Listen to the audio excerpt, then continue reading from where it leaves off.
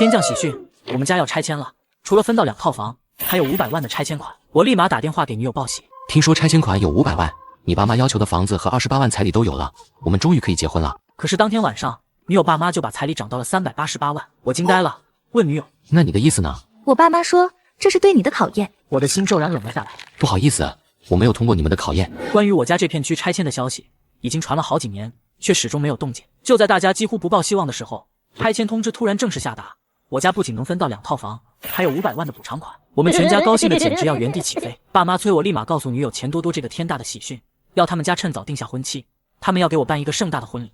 赶紧给多多打电话，这下房子彩礼都不愁了，让亲家趁早把婚期定下来，咱们家得好好办一场。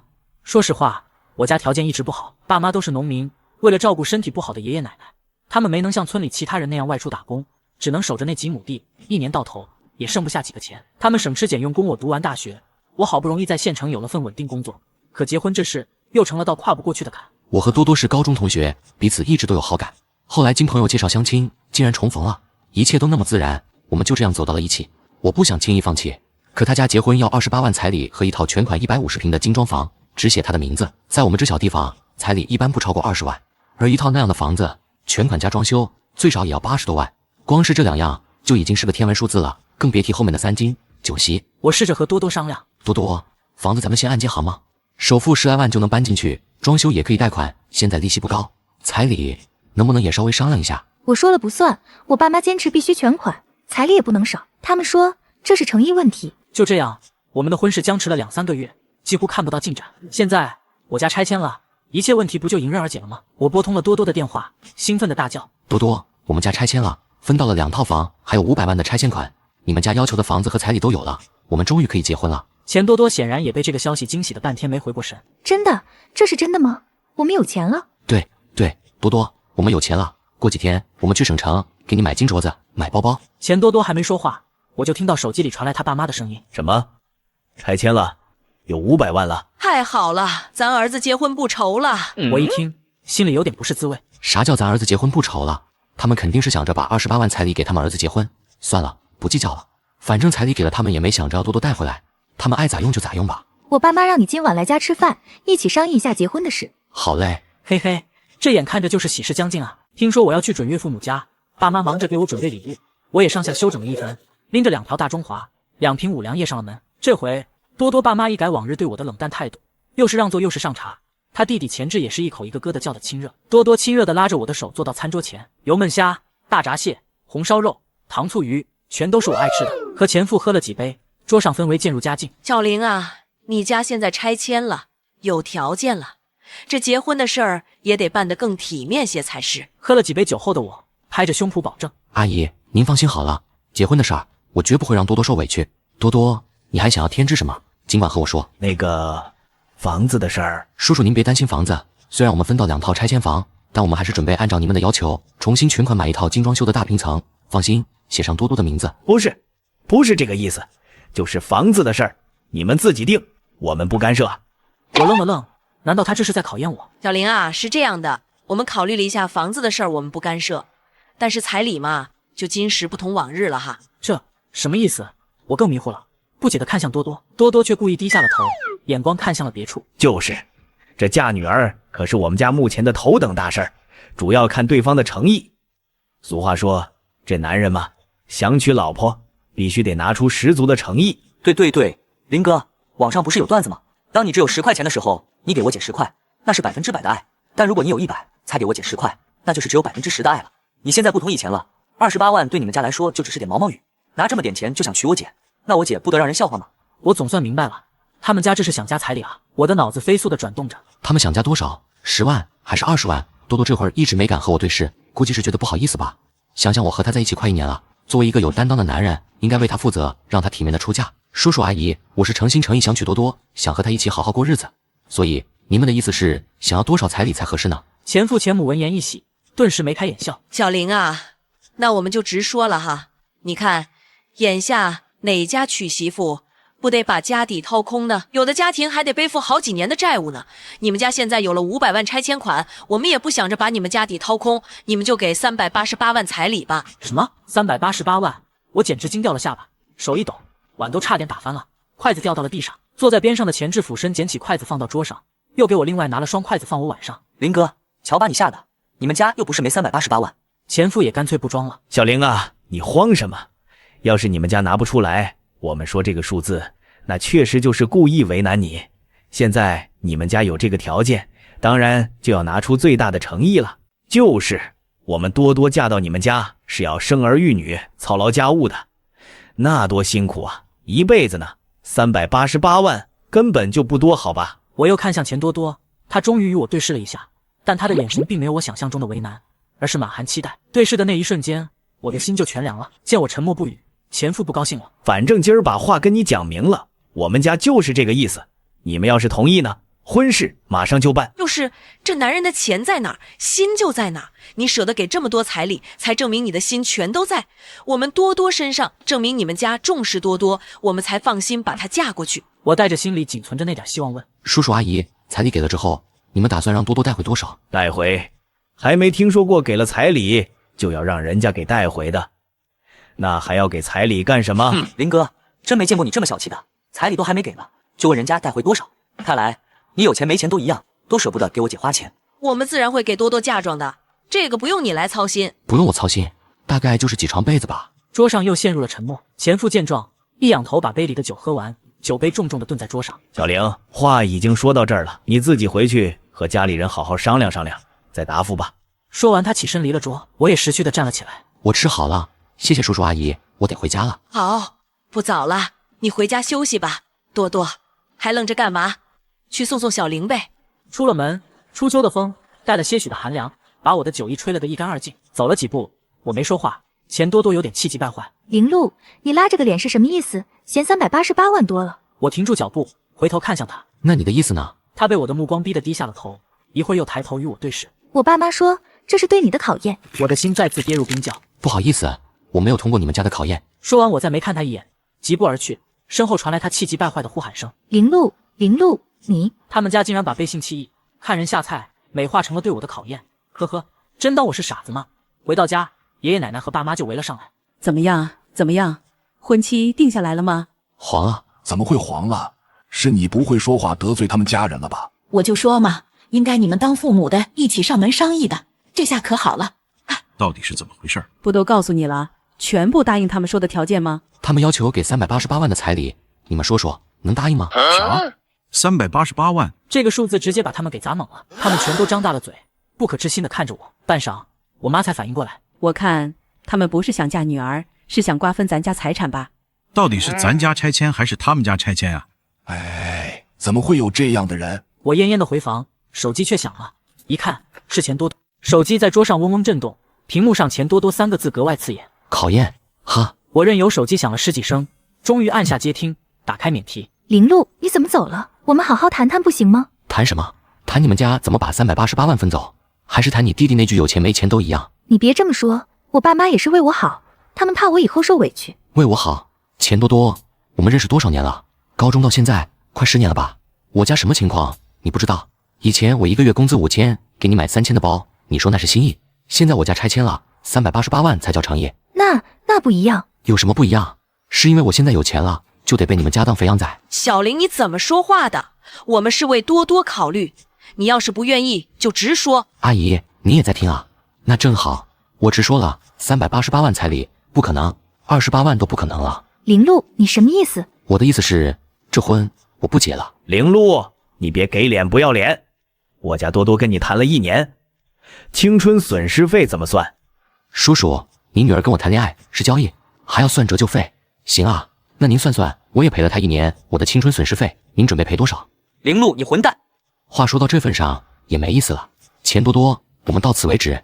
祝你找到能通过你们家考验的人。林露，你要敢分手，我就去你们单位闹，让你同事都知道你是个渣男，有钱了就抛弃女朋友。你去吧，需要我提供我们单位地址吗？对了，记得带上你爸妈和你弟弟，把388万彩礼的要求也跟大家说说，让大家评评理。你以为我们不敢？随便，我还有事，挂了。钱多多握着被挂断的手机，呆立原地。完了，到嘴的鸭子飞了。这个玲露以前看着老实巴交的，现在有钱了，硬气了。姐，你快打电话道歉啊！我婚房首付还指望着他家的彩礼呢。他不会真的不要我了吧？不对，他肯定是在气头上。多多，你现在就去他家，当面哭，求他。男人最吃这一套。对，带上你奶奶那个祖传的银镯子，就说我们愿意降彩礼，降到188万，先把他稳住。好，我现在就去。我挂断电话，走出房间，全家人都看着我。儿子真分了。分了，分了好，这种亲家以后有的是罪受。就是可怜我孙子，好不容易喜欢一个。儿子，爸说句实在话，钱能识人心，这500万来的正是时候。爸，我宁愿没这500万，也不想看清他是这样的人。手机又响，我看了一眼，直接挂断。他会不会真来闹啊？让他来。妈，咱们家拆迁款，我有个想法。你说500万，留200万给你们养老，给爷爷奶奶看病调理身体，剩下300万，我打算拿100万付首付，买套小点的房子自己住。另外200万，我想创业。我们县城现在搞电商扶持，我有同学在做农产品直播，做得不错。咱们村那些山货、土鸡蛋以前卖不上价，我可以用这笔钱搭个供应链，做品牌。这主意好，比白送别人强。我孙子有出息。那婚事呢？奶奶，我才26，不急，等我自己站稳了，找个真心实意跟我过日子的人。门铃突然狂响，林露，林露，你开门，我知道错了，我们再谈谈。全家脸色一沉，还真来了。我去处理。我打开门，钱多多妆容哭花，手里攥着一个旧银镯子。林露，我跟我爸妈吵了一架，我不要388万了，188万，不，88万就行，房子按揭也可以，我们结婚好不好？钱多多，你还不明白吗？问题不是钱多钱少，那是什么？是你爸妈一听说我家有钱，就立刻坐地起价。是你弟弟理直气壮要拿我的钱去买房，是你明明知道不合理，却用考验2个字来粉饰贪婪。不是的，他们是怕我过得不好。那现在呢？我说分手，你马上跑来降价，是因为突然不怕我过得不好了，还是怕煮熟的鸭子飞了？钱多多语塞，多多，咱们同学一场，好聚好散吧。你条件不差，找个能接受你们家要求的人不难。不难，你知道现在彩礼普遍多少吗？28万已经是底线了。像我弟说的，你有500万，给388万怎么了？你就不能为我想想吗？所以你还是觉得我应该给，只是可惜我要分手，才不得不降价。我后退一步，准备关门。林露，你狠心，你记住，你以后再也找不到比我更爱你的人。你爱的不是我，是一个能给你家388万的人。门关上。林露，你会后悔的，你一定会后悔的。我正对着笔记本电脑整理电商计划书，父亲带着老花镜在一旁研究农产品包装设计样本。儿子，歇会儿。你张阿姨听说你单身了，想给你介绍个姑娘，是她娘家侄女，也在县城工作。妈，我现在没心思谈这个，下周要和我同学去几个村子谈供货，忙完这阵再说吧。门铃响了。谁啊？这大中午的。门打开，门外站着3个陌生人，一对穿着讲究的中年夫妇和一个戴着眼镜看起来文静秀气的年轻姑娘。您好，请问这是林路先生家吗？你们是？阿姨好，我叫苏雨桐，我们是通过县电商扶持中心联系到林路先生的，想谈谈合作。这位是我父亲苏明远，母亲李静。电商中心？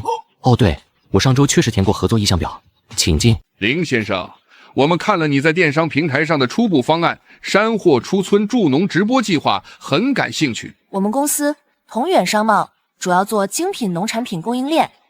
你的方案里提到想整合周边6个村的特色山货，但缺乏冷链运输和品牌包装的资金，对吗？你们调查得很清楚，但我有个疑问，你们这样规模的公司，为什么会主动找上我这个还没起步的个人？小玲，不瞒你说，我们听说了你的事。别误会，不是打听隐私，是电商中心的刘主任跟我们说的，说有个小伙子拿到拆迁款不挥霍不妥协，天价彩礼反而一心要拿钱回乡创业助农，这种心性我们欣赏。我父亲白手起家，最看不起靠婚姻掠夺财富的人。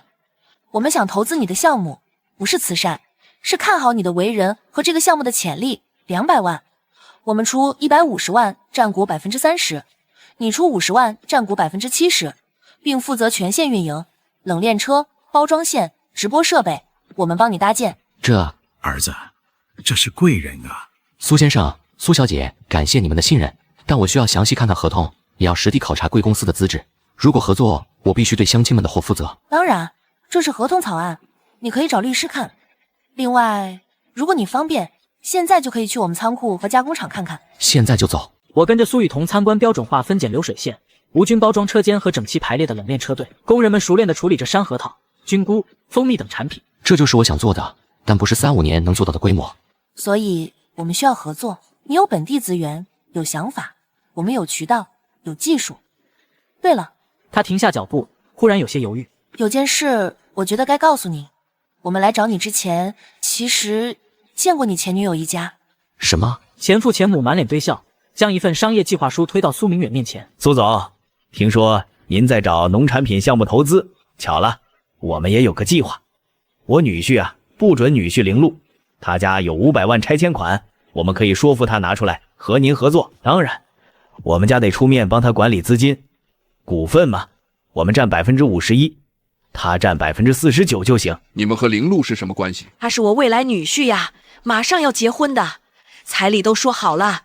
这孩子实诚，但不懂生意，还得我们长辈把关。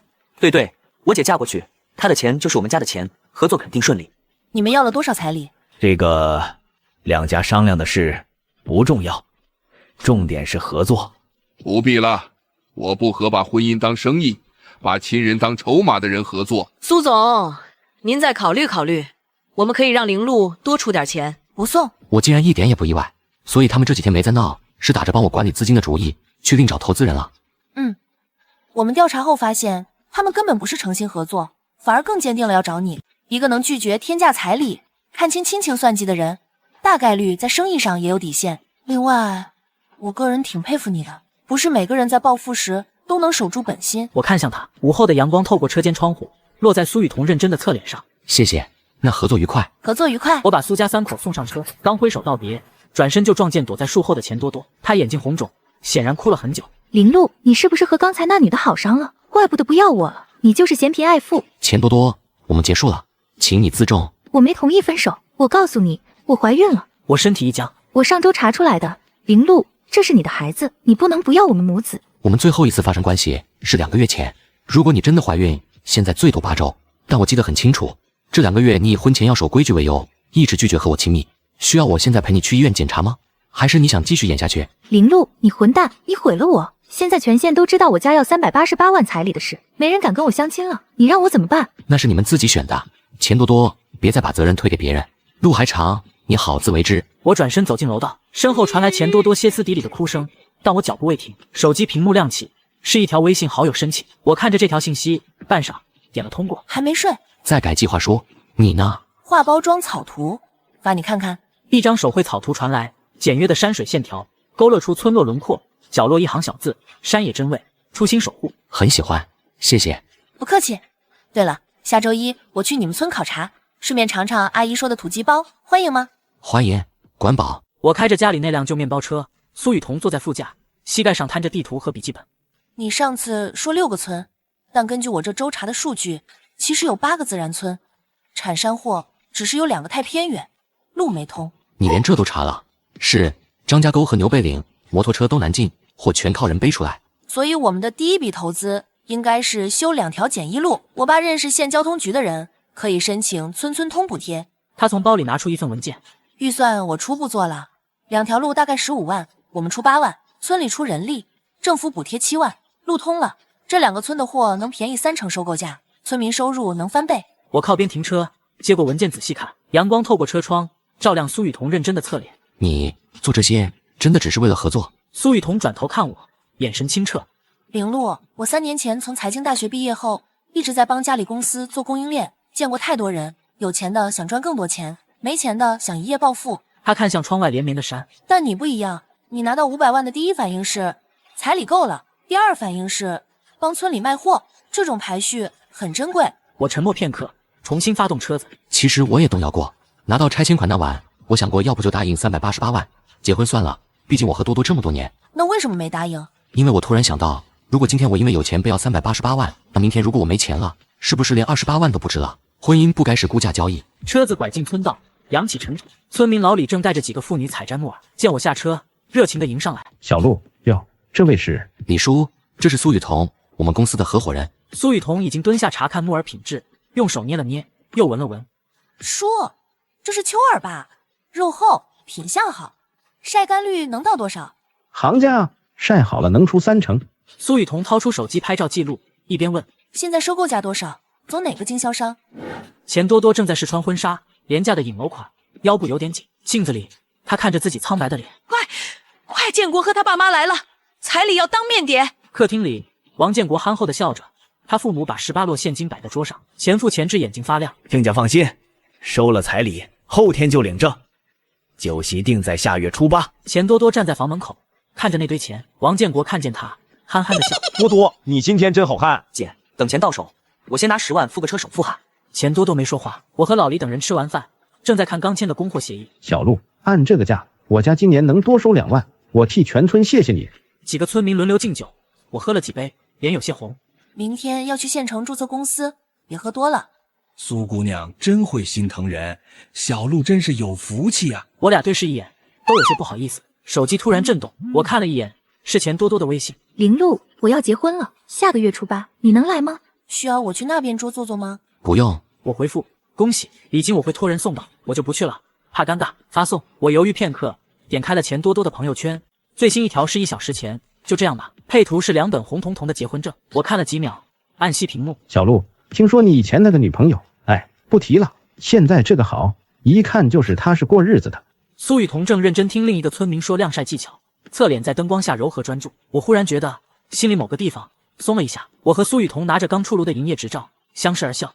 山野真味农产品有限公司，名字是不是太土了？实在，山里来的真味道。我们正要离开，迎面撞见钱志搂着一个浓妆女孩走过来。钱志看见我手里的营业执照，眼睛一亮。哟，林哥，公司都开起来了，厉害啊！林哥，我姐结婚的事儿你知道了吧？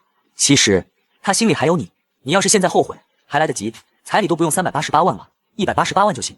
钱志，多多已经结婚了，你说这种话对得起你姐夫吗？姐夫，那个木匠，林哥，你都不知道，那18万彩礼刚到账，我爸就转给我还网贷了。我姐啊，就是苏雨桐突然上前一步。这位先生，林总很忙，如果没有业务要谈，请让让。他语气平静，但气场全开。钱志被震了一下，讪讪的让开路。走远后，苏雨桐才轻声说：“那样的家人是泥潭，离得越远越好。”公司正式运转，我在里间打包样品，苏雨桐在外间直播。家人们看，这是刚从山上采下来的新鲜香菇，肉厚，香味浓。我们保证从采摘到发货不超过48小时。我听着他清亮的声音，手上的动作慢下来。这1个月，我们每天一起工作到深夜。我看到他认真核对每一笔订单，看到他耐心教村民用智能手机下单，看到他为了省200块运费和快递公司磨半小时。他和我见过的所有女孩都不一样。手机震动，是母亲。妈，儿子，雨桐姑娘今晚来家里吃饭不？我炖了土鸡。她应该……哎，妈，你等等。外间，苏雨桐刚好结束直播。今天播到这里，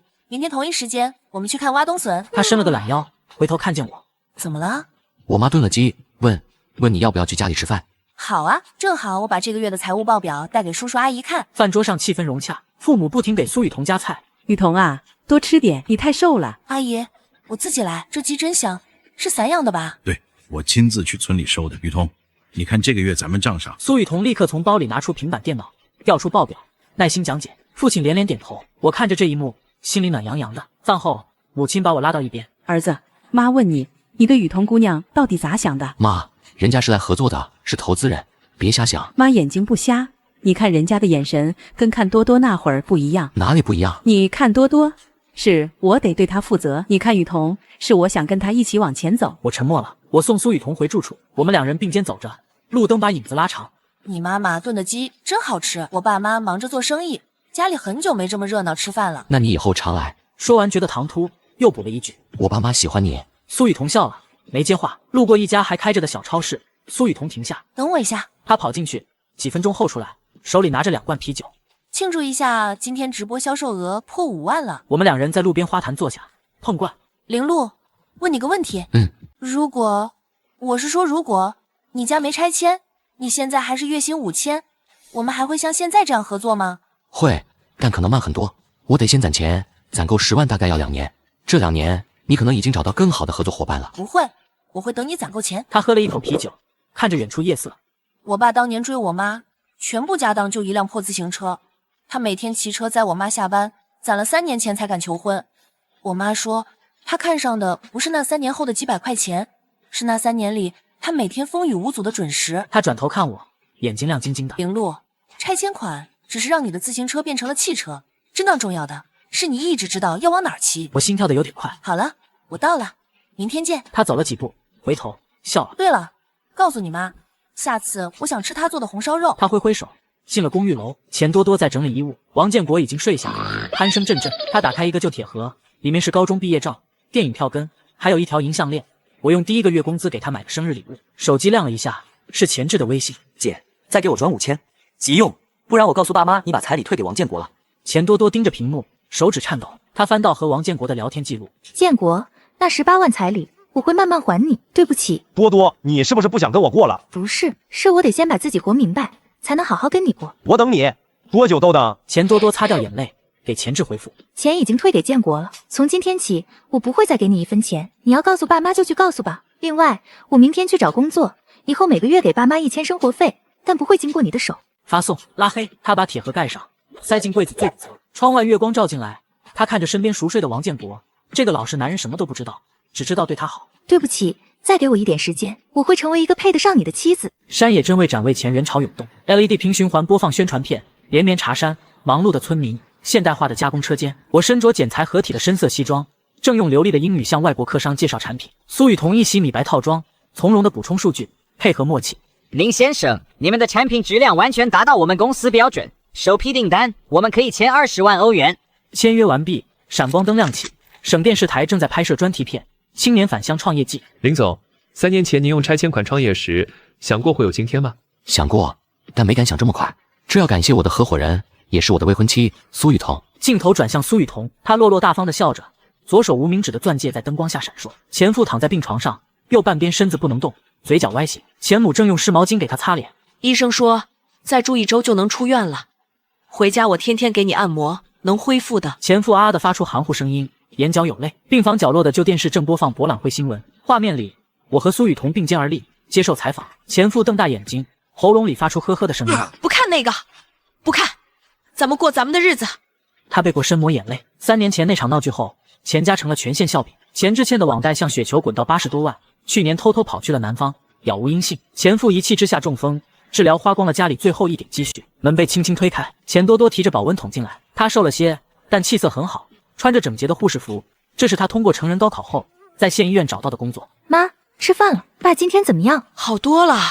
多多，你晚上还要值夜班，别老往这儿跑。钱多多打开保温桶，舀出粥，一勺勺喂父亲，动作熟练耐心。王建国下午来替您回家睡个整觉。前夫看着女儿，眼泪流得更凶。他艰难地抬起能动的左手，碰了碰女儿的手。爸，别哭，好好吃饭，好好复健。他语气平静，没有怨恨，也没有亲昵，就像对待任何一个需要照顾的病人。院子张灯结彩，喜字贴满门窗。明天是我和苏雨桐的婚礼，苏母和母亲一起准备喜宴食材。苏雨桐的父亲挽着袖子，蹲在地上帮忙摘菜，完全没有大老板的架子。亲家母，这土鸡明天红烧对吧？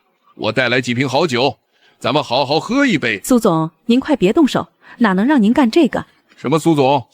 明天起就是一家人了，叫我老苏。院子里笑声一片，我从屋里走出来，看着这热闹景象，有些恍惚。3年前，我以为自己的婚礼会是另一番光景，紧张的应对岳父母，计算着彩礼和开销，也许新娘还会因为3斤不够重而闹脾气。苏雨桐悄悄走到我身边，紧张，有点像做梦。苏雨桐从包里拿出一个红色锦盒，我爸给你的。林路打开，愣住了，是一把车钥匙，钥匙扣上挂着小木牌，刻着新婚快乐，一路同行。我爸说，当年他娶我妈，全部家当就是一辆破自行车，现在给你一辆车，起点高一点，但路一样长。我眼眶发热，这个是我给你的。红布里包着一张银行卡和一张手写纸条，纸条上字迹清秀。我呆住了，随即笑出了眼泪。雨桐，你怎么只准你们男人给彩礼，不准我们女人给？性别平等，从我家做起。我一把抱住他，在满院亲友的欢呼声中转了好几个圈。钱多多刚下夜班，拖着疲惫的脚步回家。路过酒店时，他看见巨大的电子屏滚动着喜讯：恭祝林路先生、苏雨桐小姐新婚快乐。他驻足看了一会儿，手机震动，是王建国。多多，你下班没？我去接你。